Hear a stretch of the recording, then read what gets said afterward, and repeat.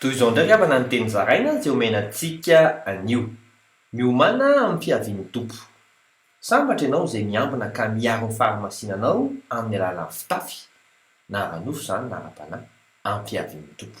Araka ny voasoratra ao amin'ny Apokalipsy 4:5-20 amin'ny anaran'i Jesosy hoe indro avy toy ny mpangalatra aho. Sambatra izay miambina ka miaro ny fitafiany, fandrao mandeha mitanjaka izy ka hita ny fahamenarany. Mila mifamela heloka koa, araka ny voasoratra ao amin'ny filazantsara Matthieu 5:24-20 amin'ny anaran'i Jesosy hoe raha mamela ny fahadisoan'ny olona ianareo dia mba hamela anareo kosa ny rainareo izay any an-danitra. Fa raha tsy mamela ny fahadisoan'ny olona ianareo dia tsy hamela ny fahadisoanareo ny rainareo. Mbola tsy tara izao hoe vavaka isika. Ray eo, tefeo mba ho masina eo anatrehanao sy ahay hamela heloka ny hafa. Amin'ny anaran'i Jesosy Kristy velona avy any Nazareta. Amen. Mandra-peona tompoko.